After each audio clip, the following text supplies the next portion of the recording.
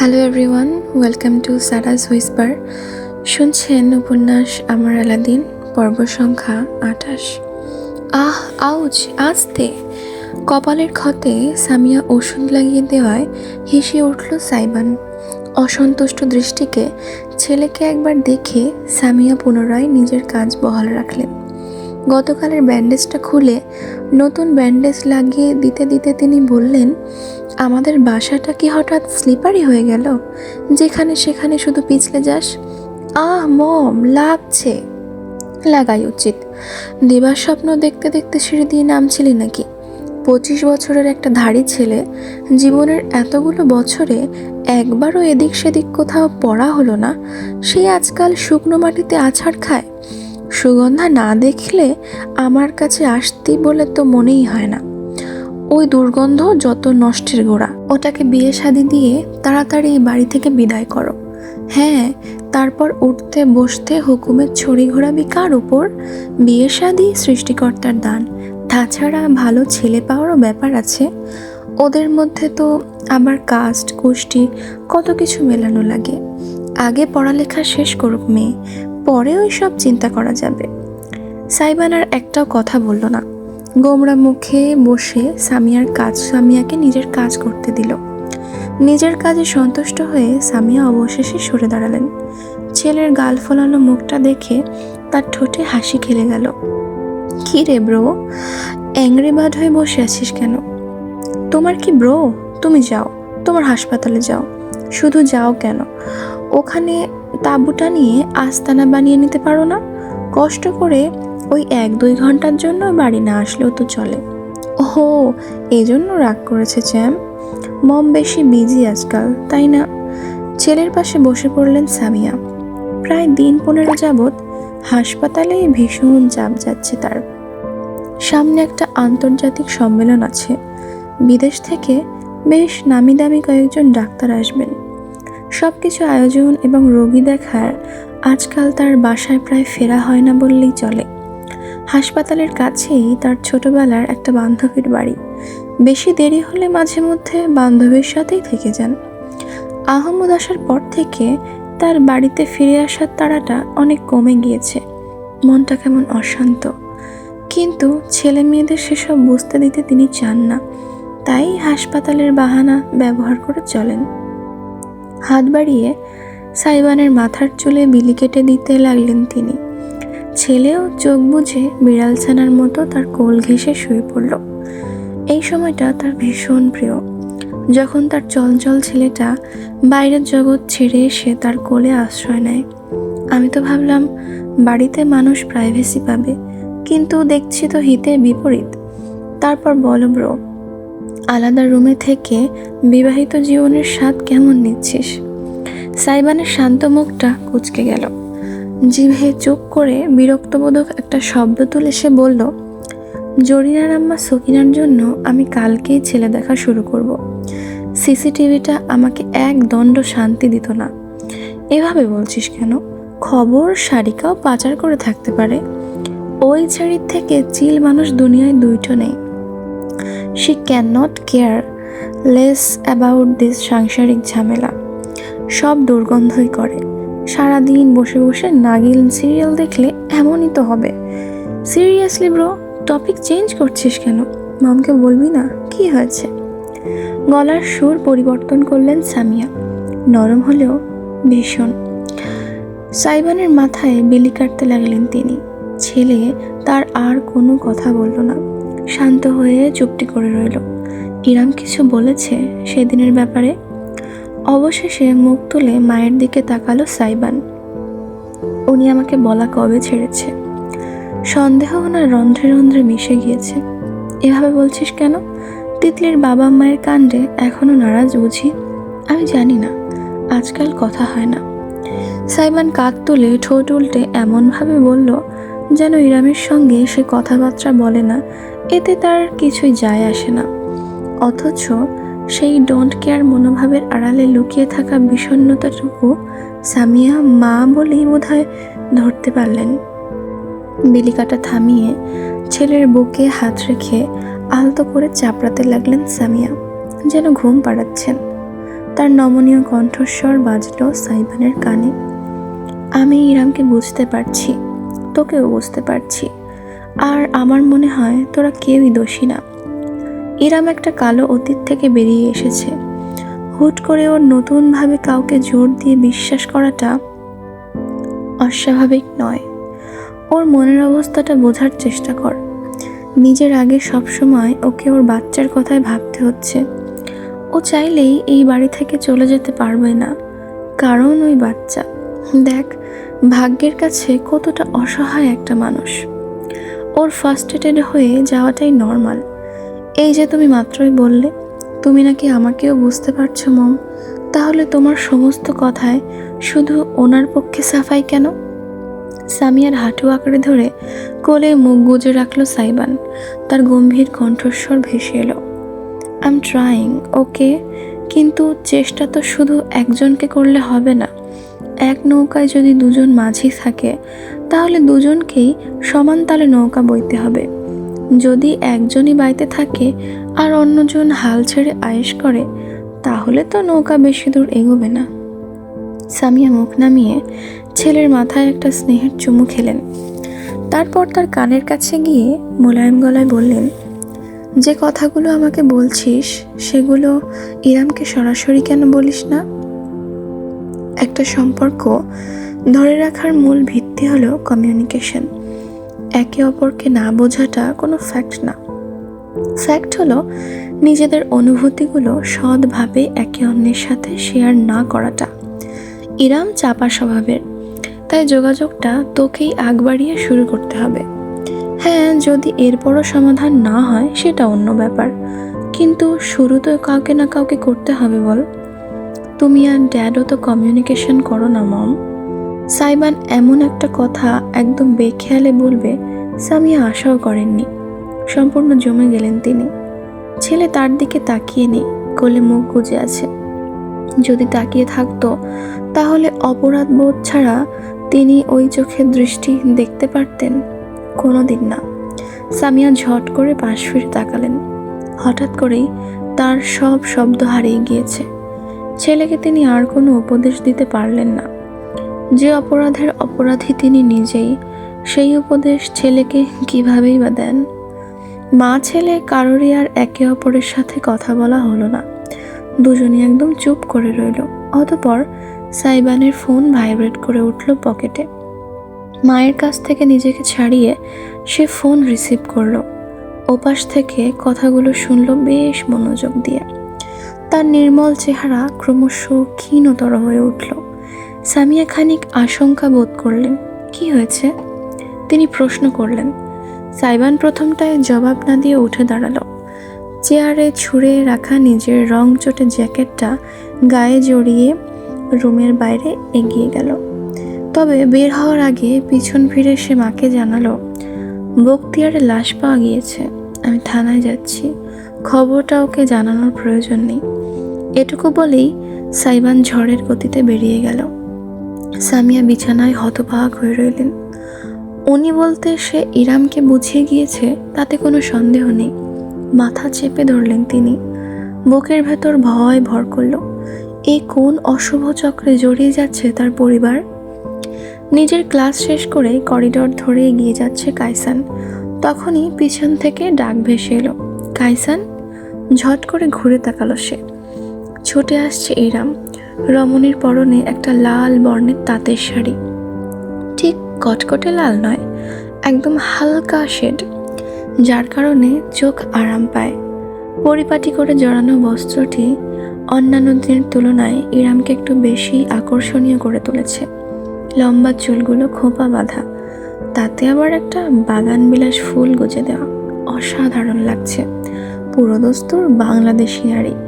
কাইসান ক্ষণিকের জন্য দৃষ্টি ফেরাতে পারল না নিজের।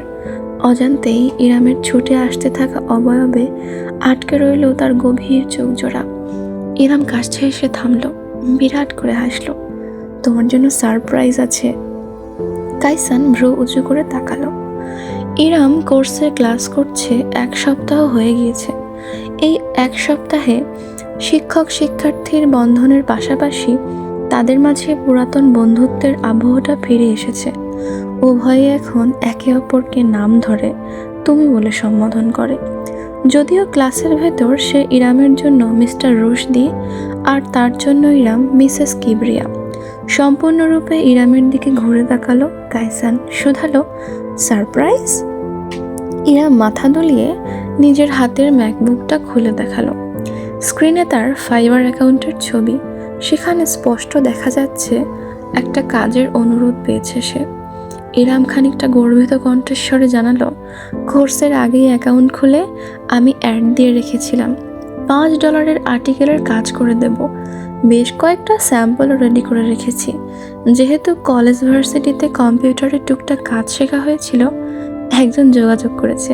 সে আমার থেকে 2টো আর্টিকেল নিতে চায়, $8 দেবে। একসাথে যেহেতু 2টো নিচ্ছে, আমি রাজি হয়ে গিয়েছি ডিসকাউন্টে। আমার প্রথম ফ্রিল্যান্সিং কাজ। ব্রিলিয়ান্ট! কাইসানের চোখ জোড়া চকচক করে উঠল। বিস্তৃত হাসি ছেয়ে গেল তার ক্ষীণ শ্যামলা মুখ জুড়ে। ইরাম এক দেখাতে বলতে পারবে এই হাসি মিথ্যা নয়, অপরের খুশিতে খুশি হওয়ার পবিত্রতম হাসি। কাইসান উত্তেজিত হয়ে ইরামের কাঁধে সাবধানে হাত রেখে বলল, listen girl, I am really really proud of you. Thank you. এটা সবেমাত্র শুরু ইরাম। দেখো, সামনে আরও কত সফলতা বাকি আছে তোমার জন্য। তোমার প্রথম কাজের জন্য আমার শুভকামনা। তবে বেশ কিছু ব্যাপার অবশ্যই মাথায় রাখবে, যেন কোনোভাবে স্ক্যাম না হয়ে যাও। প্রথমত, অবশ্যই পেমেন্টের একটা অংশ রিসিভ করে তারপরই কাজ দেবে। এর আগে অতি বিশ্বাস করে দিয়ে দেবে না। আর টাকাটাও কিন্তু সরাসরি ব্যাংকে আসে না। তুমি বিদেশ থেকে যেটা অর্জন করবে সেটা দেশের জন্য রেমিটেন্স হিসেবে হবে কিন্তু। সো ইরামকে 1000 রকম উপদেশ দিতে দিতে পাশাপাশি হাঁটতে লাগলো কাইসান। ইরামের ভালোই লাগলো। একজন গুরুজনের মতো কোনটা কিভাবে করতে হয়, কোনটা করা যাবে না, সেসব বুঝিয়ে দিতে লাগলো কাইসান। মনে মনে ভাবলো সে, $8 আহামরি কিছু নয়, কিন্তু এই সূচনাটাই দরকার ছিল ইরামের। প্রায় বাইরের সিঁড়িতে পৌঁছে গিয়েছে দুজনে। কাইসানের ক্লাস না থাকলে সে ইরামকে প্রতিদিন বাইরে গাড়ি অবধি পৌঁছে দেয়। আজও ব্যতিক্রম ঘটেনি। সিঁড়ি বেয়ে নামতে নামতে হাসি মুখে সে বলল, তারপর বলো, নিজের প্রথম ফ্রিল্যান্সিং উপার্জন দিয়ে কি করবে? $8 বাংলাদেশি টাকায় 982 মতো পড়বে। ভ্যাট ট্যাক্স আছে। তুমি কি চাও, তোমাকে কিছু গিফট করি? ইরামের প্রস্তাবে কাইসান হাসলো। 1 প্লেট ফুচকা খাওয়ালে কিন্তু কিছুই মনে করবো না। তুমি এত লো মেনটেনেন্স। আচ্ছা ঠিক আছে, তোমার জন্য 1 প্লেট ফুচকা তোলা থাকলো। ইজানের জন্য নতুন বেবি লোশন। আরও একটা জিনিসের কথা ইরামের মাথায় এলো ঠিকই, কিন্তু কাইসানের সামনে সেটা বলল না। গাড়ির কাছে এসে গিয়েছে উভয়ে। আজ এসেছে নীরব, হাসি মুখে অপেক্ষা করছে। ইরাম চোখ উল্টে ভাবল, ঠিক কোন ধরনের শক্ত বন্ধুত্ব হলে বন্ধুর জন্য দিনের পর দিন মানুষ বিনা প্রশ্নে এভাবে হাজির হয়ে যায়। কাইসানকে বিদায় জানিয়ে নীরবের কাছে গেল ইরাম। তোমারও বিশেষ কোনো কর্ম নেই বুঝতে পেরেছি। এটাই আমার কর্ম, এর জন্য বেতন পাই, আপনি জানেন না? একগাল হেসে বলল নীরব। ইরাম সন্দেহের নজরে তাকালো। সত্যি বেতন পায় নাকি মজা করলো? মাথা ঘামালো না আর, শুধু দিন গুনছে সে। দেখবে আর কতদিন সাইবান এই চোর পুলিশ খেলা জারি রাখতে পারে তার সাথে। আচ্ছা, বাড়িতে ফেরার আগে একবার সুপার শপে নেবে, চিজ কিনতে হবে। বাড়িতে ছিল না, চিজ পাস্তা বানাবো। তুমিও ইনভাইটেড। আরে ভাবি, আপনি তো জোস। দুজনই গাড়ির ভেতর উঠে বসলো। কিছুক্ষণ বাদে মাঝ রাস্তায় সুপার শপের সামনে গাড়ি থামালো ড্রাইভার। ইরাম এবং নীরব বেরিয়ে ভিতরে ঢুকলো। বাস্কেট নিয়ে চিজ, পাস্তা আর টুকটাক জিনিস ইরাম নিচ্ছে। ঠিক এমন সময় বিপরীত দিক থেকে আসতে থাকা কারোর সঙ্গে আস্তে ধাক্কা লাগলো তার। ওহ, এক্সট্রিমলি সরি। ইরাম সরে দাঁড়াতে খানিক অবাক হয়ে গেল। তার সামনে দাঁড়িয়ে আছে তিতলি। একটা কার ঠেলে আসছিল, পরনে টাইট টপ আর ঢোলা ট্রাউজার। কি যেন চিবোচ্ছে, চিউইংগাম বোধ হয়। ইরামকে দেখে চোখ বুঝি তারা ফুটে উঠল মেয়েটার। ও ও হ্যালো, ভাবিনি আপনাকে এভাবে দেখতে পেয়ে যাব। জি, আমি টুকটাক কেনাকাটা করতে এসেছিলাম। এটুকু বলে ইরাম ইচ্ছাকৃতভাবে তিতলিকে এড়িয়ে যেতে চাইল, কিন্তু পারল না। মেয়েটা তার পিছন পিছন এলো। দেখা হয়ে ভালোই হলো, আপনাকে কিছু বলার ছিল আমার। ইরাম থামল না, তাক থেকে নামিয়ে জিনিস দেখতে দেখতে জানালো, বলো। সেদিনের জন্য আমি দুঃখিত। জিনির কাছে সরি বলেছি, কিন্তু আপনাকে বলা হয়নি। জিনি? খানিকটা অবাক হলো ইরাম। এবার ফিরে তাকালো তিতলির দিকে। মেয়েটা মাথা ঝাঁকিয়ে বলল, ও সাইবান। ওর আলাদিন নামটা খুব সুন্দর না? আলাদিনের রূপকথার জিনকে মিলিয়ে ওকে আমি জিনি ডাকি। After all he special. আচ্ছা। শান্তভাবে মোকাবেলা করার চেষ্টা করলো ইরাম। নিজের কাজে মনোযোগ দিল। তিতলি বলে গেল, দেখুন, আপনার কাছে অস্বীকার করার কিছুই নেই। এসব বিষয় লুকিয়ে রাখাও উচিত নয়। আমি আগে জিনিকে পছন্দ করতাম, বাবা মা বুঝতে পারত। এজন্যই তারা ওই দিন সাহস করে আমাকে না জানিয়ে আগ বাড়িয়ে বিয়ের প্রস্তাব নিয়ে গিয়েছিল। পুরোটাই আমার দোষ। কাজের চাপে ওর বিয়ের বিষয়টা শেয়ার করা হয়নি। আমার বাবা মায়ের কোনো দোষ ছিল না। আমি এজন্যই ক্ষমাও চেয়েছি এবং চাইছি। তবে আপনি আমার বাবা মায়ের সঙ্গে যে ব্যবহার করছেন, সেটা কিন্তু বেয়াদবি ছিল। থমকালো ইরাম। তিতলির কথার মাঝে কোনো ভুল নেই। প্রত্যেকটা বাক্য সত্যি এবং সৎ। এতটা সৎভাবে উপস্থাপন, সূক্ষ্মভাবে ঘটনাগুলোকে স্তরে স্তরে মস্তিষ্কে সাজানো এক প্রকার ট্যালেন্ট। সেই ট্যালেন্ট তিতলির আছে, সে ভালো মতো বুঝে গেল। একটা নিঃশ্বাস ফেলল সে। দেখো তিতলি, আমারও ওনাদের সাথে বেয়াদবি করার ইচ্ছা ছিল না, কিন্তু হঠাৎ করে বাড়ি বয়ে এসে কেউ তোমার হাজবেন্ডকে নিয়ে মন গড়া স্বপ্ন বললে তুমি কি করবে? মেয়ে হিসেবে ভেবে দেখো, আশা করি বুঝে যাবে। আর আমি আমার ঔদ্ধত্য স্বীকার করে নিচ্ছি। আমার মাথা তখন গরম ছিল, তাই আমার পক্ষ থেকে তোমার বাবা মাকে সরি বলো। কোনোদিন দেখা হলে আমি নিজে থেকেই বলবো। হাজবেন্ড হাজবেন্ড হিসেবে কি আদৌ মানেন ওকে? ইরাম এত কিছু বলল, অথচ তিতলি শুধু ওই অংশটুকু ধরল দেখে সে ভ্যাবাচ্যাকা খেয়ে গেল। ভ্রু কুঁচকে খানিকটা বিরক্তি এবং চাপা ক্রোধ নিয়ে তাকালো। মানে, কি বলতে চাইছো তুমি? এটাই যে বৈবাহিক সম্পর্কে বিশ্বাস না থাকলে কিছুই টেকে না। ইরাম বরফের মতো চেয়ে রইল তিতলির দিকে। তিতলি অবশ্য বেশ স্বাভাবিক। সে তাক থেকে বেশ কিছু রেডিমেড নাস্তার প্যাকেট নামিয়ে কাটে রাখতে রাখতে বলল, আমি আপনাদের মাঝে তৃতীয় ব্যক্তি, তবুও না বলে পারছি না। আপনি যেমন ভাবছেন যিনি তেমন না। হ্যাঁ, একটু রকচটা চঞ্চল বটে, তবে লয়ালও। ও জানে কিভাবে বাউন্ডারি দিতে হয়। এটা বুঝতে পারছি আপনার অতীত সম্পর্কের ট্রমা থেকে বেরিয়ে আসাটা কষ্টকর। তবে অনুরোধ থাকবে, অতীতের দোহাই দিয়ে বর্তমানকে একই স্টেরিওটাইপ ফেলবেন না। অতীত? কি জানো তুমি আমার অতীত সম্পর্কে? আপনার এক্স হাজব্যান্ড পরকীয়া করতো, রাইট? এজন্য জিনিকে বিশ্বাস করতে আপনার কষ্ট হচ্ছে। মেয়ে হিসেবে আপনার কষ্ট আমি বুঝতে পারছি। আপনার প্রতি পূর্ণ সমর্থনও আমার আছে। তবে আপনার জন্য যেন অন্য কেউ বিনা দোষে কষ্ট না পায়, সে বিষয়টাও আপনার দেখার দায়িত্ব। ইরাম আর একটাও শব্দ উচ্চারণ করতে পারল না। ধারালো চোখে চেয়ে রইল তিতলির দিকে, এক টানা বিনা বাক্যে। এমন সময়ে ঘটনাস্থলে উপস্থিত হলো নীরব। সে এতক্ষণ যাবৎ দরজার কাছে দাঁড়িয়েছিল, এখন এসে তিতলির বলা শেষ কথাগুলো শুনে ফেলেছে। দ্রুত এসে উভয় রমণীর মাঝে সে দাঁড়ালো।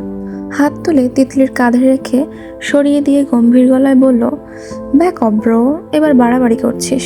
ও, তুইও এখানে? যিনি বডিগার্ডের ডিউটিতে রেখেছে নাকি?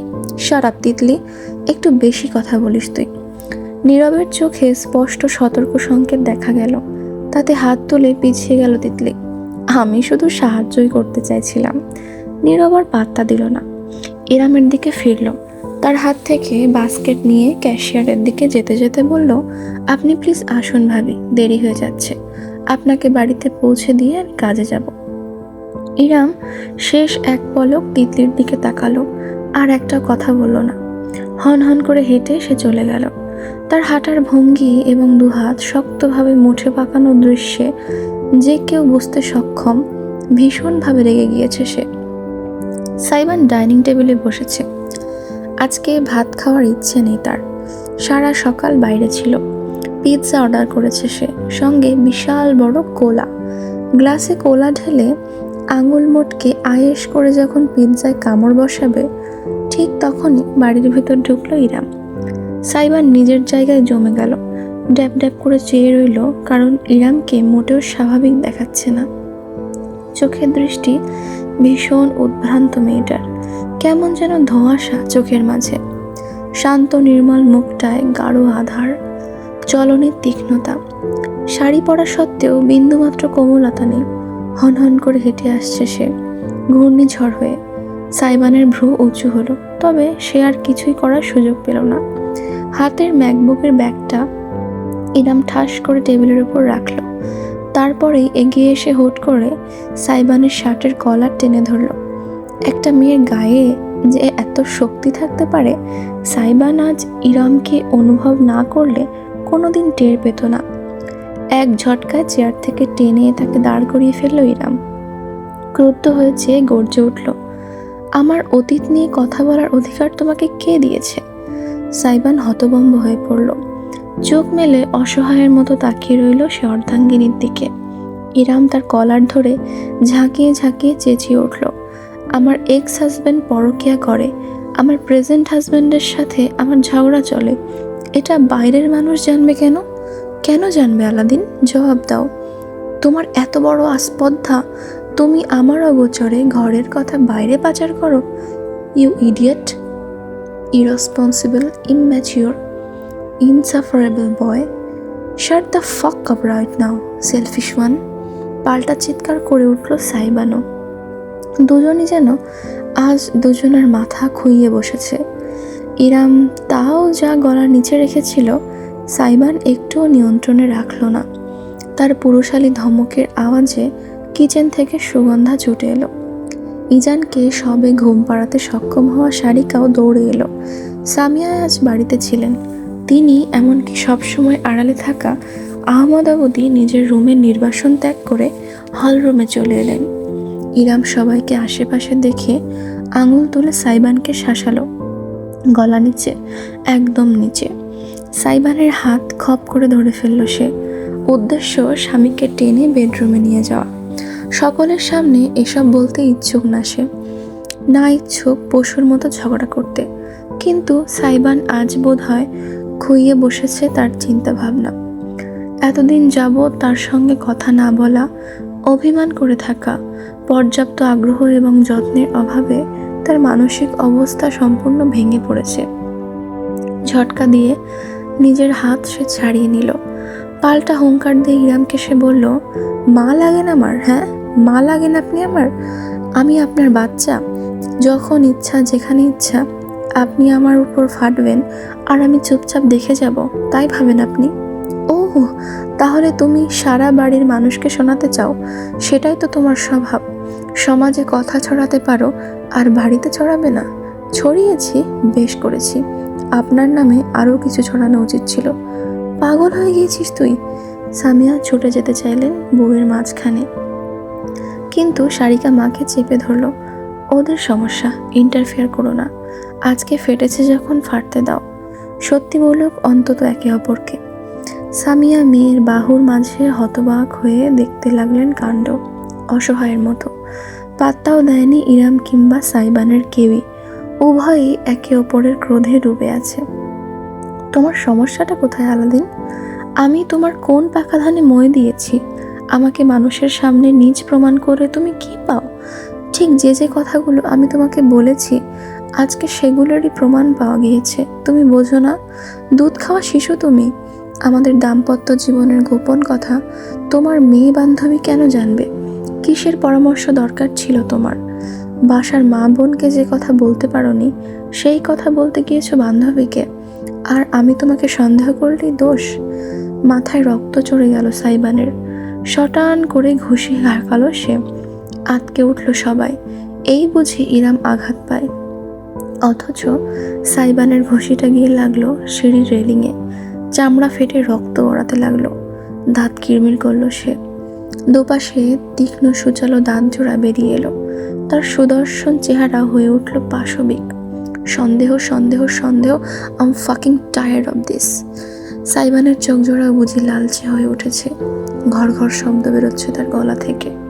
ইরামের সামনে বুঝি কোনো পশুই দাঁড়িয়ে আছে। আমি আপনার কাছে চকলেটের মোড়ক, যাকে চেটে ফেলে দেওয়া যায় ডাস্টবিনে। অন্যের বেলায় চোখে ঠুলি পড়ে থাকেন, আর আমার বেলায় অনুবীক্ষণের যন্ত্রের নিচে ফেলেন।